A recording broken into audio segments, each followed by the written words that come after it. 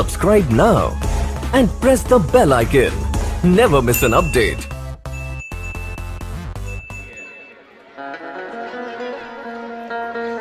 सीता, साध्वी, सावित्री, तुलसी, गीता, गायत्री, यह हर घर में होना चाहिए।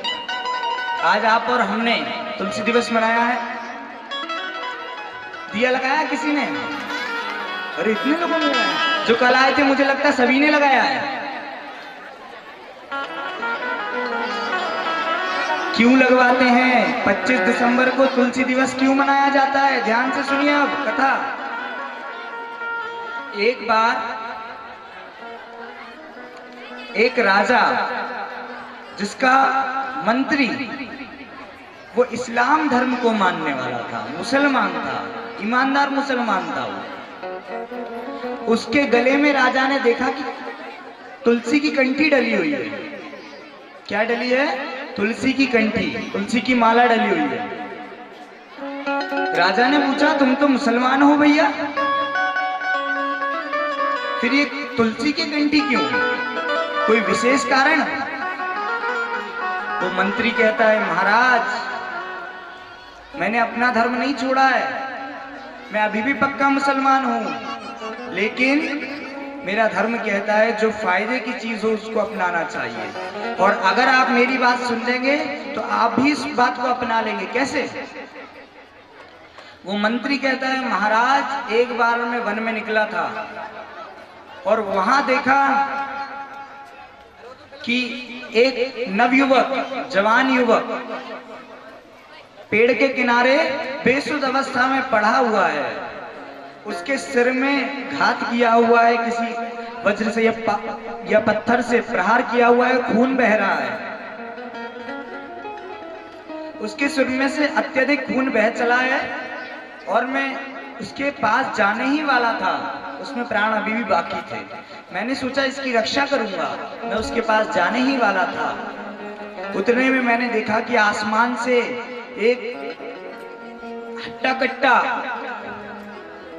छवि वाला कोई उतरा, जिसके काले वस्त्र हैं, सिर पर मुकुट लगाया और सींग है उसमें से, कंधे पर गदा है और हाथ में एक दंड है। दंड मतलब काली कलर की रस्सी, और भैंसे पर बैठा हुआ है। मैं समझ नहीं पाया ये क्या चीज है, सच्ची घटना है। और ये वो उतरा, उसने भैंसे को एक तरफ उतारा और भैंसे पे से उतर के वो उस नवयुवक के पास गया। मुझे समझ में आ चुका था कि हिंदू धर्म में इसका वर्णन है, ये यमराज है, ये इसके प्राण लेने आया है।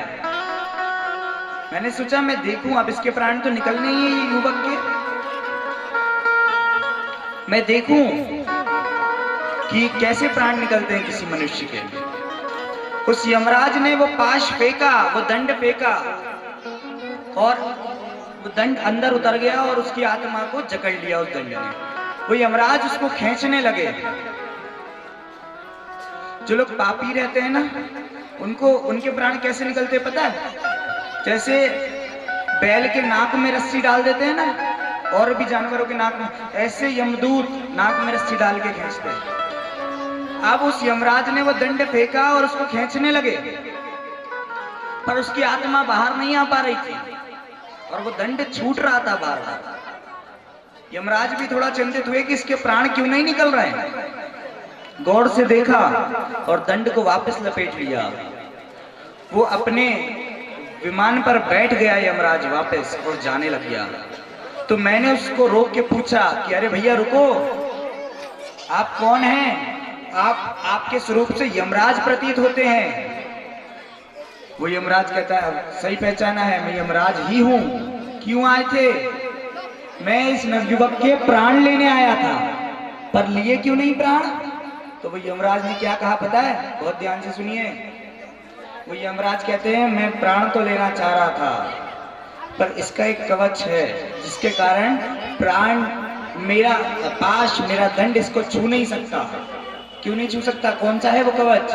वो कवच है, इसके गले में तुलसी की माला है, इसके गले में तुलसी की कंठी है। यमराज कहते हैं जिसके गले में तुलसी की कंठी है उसकी अकाल मृत्यु कभी नहीं हो सकती, कभी भी उसकी अकाल मृत्यु नहीं हो सकती। क्यों? क्योंकि तुलसी की माला है। और जो लोग तुलसी का पूजन करते हैं, तुलसी को दिया लगाते हैं, उसके जीवन में अकाल दुख नहीं आ सकते। 11 को तुलसी का विवाह आप और हम सभी मनाते हैं और 25 दिसंबर को खास करके छुट्टी तो रहती है, तो बच्चों से भी पूजन कराया कीजिए। याद रखिए 25 दिसंबर को तुलसी जी का पूजन करना चाहिए हमें। क्यों? क्योंकि जो हमें प्राणवायु, तुलसी प्राणवायु देती है ना, ऑक्सीजन मिलती है तुलसी से, हवा को साफ करती है, एयर प्यूरिफायर का काम करती है तुलसी। जो तुलसी हमें प्राणवायु देती है, जो तुलसी हमारे लिए जीवनदायिनी है, जिस तुलसी का काढ़ा पीने के बाद हम जैसे लोग गा लेते हैं, कथा कह देते हैं, किसकी कथा? भगवान की कथा। जो जिस तुलसी की पत्ती के बिना भगवान को भोग नहीं लगता।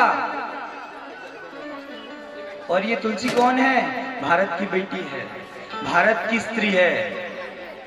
इसने भगवान को भी पत्थर बना दिया था। ये भारत, ये पूरी दुनिया में कहीं ताकत नहीं है भैया। ये भारत की माताओं में और भारत के भक्तों में, भाइयों में ताकत है कि हम भगवान को गोद में भी खिला देते हैं, गालियां भी, और ग्वाल जो थे भगवान को घोड़ा बना देते थे और उनके ऊपर चढ़ के सवारी करते थे। ये भारत के भक्तों की ही ताकत है, ये भारत की माताओं बहनों की ही ताकत है कि रुके अभी बजवाते हैं। ये भगवान को हम लोग मूर्ति में से भी प्रकट कर लेते हैं, गोद में भी खिला देते हैं, गालियां भी सुना देते हैं, और तो और गुस्सा आ जाए तो श्राप देके पत्थर भी बना देते हैं। जिससे भारत में संभव है और कहीं संभव नहीं है।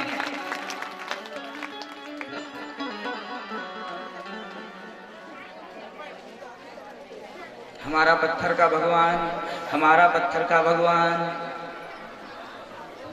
यही पत्थर का भगवान। पत्थर की महिमा भी हमने सुनाई थी। कोई कहे कि तुम झाड़ पेड़ों की पूजा क्यों करते हो, हमें पता है हम क्यों करते हैं। क्यों? हर घट मेरा साइया, खाली घट ना कोई, वो घट बलिहारी किन्हा, जा घट परगट होय। मेरा भगवान, मेरा हरि हर एक वस्तु में है। ऐसी कोई वस्तु नहीं, चाहे वो सजीव हो चाहे निर्जीव हो, चाहे वो मनुष्य हो चाहे चींटी हो चाहे हाथी हो, सब में है मेरा भगवान। पेड़ों में भी है। कई लोग कहते हैं सूर्य का नमस्कार क्यों करते हो आप, सूर्य के सामने भी सिर झुकाते हो। हमारे यहाँ सूर्य को नारायण कहते हैं। क्यों? ये नारायण की तो सत्ता है, उसी सत्ता से सब चलते हैं। एक ही सत्ता, एक ही शक्ति है जो सूर्य को प्रकाशित कर रही है, वो हमें भी जीवन दे रही है। वो शक्ति हम में से निकल गई तो हम मुर्दा हो जाएंगे, वो शक्ति सूरज में से निकल गई तो सूरज मुर्दा हो जाएंगे, वो शक्ति चंद्रमा में से निकल गई तो वो किसी काम के नहीं रहेंगे। वास्तविकता क्या है? शक्ति। हर एक पर मां भगवती की दया है, हर एक पर कृपा है। सभी उन्हीं के बच्चे हैं, पर गोद में किसको बिठाती हैं? ये पंडाल नहीं है भैया, ये जो बाहर भी जो खड़े हैं, ये पंडाल नहीं है। इसको मामूली भूमि मत समझो, मामूली धरती मत समझो। फिर क्या है महाराज? ये माँ भगवती की गोद है जो पिछले 7 दिनों से आपको अपनी गोद में बिठाए रखी है। Subscribe now and press the bell icon. Never miss an update.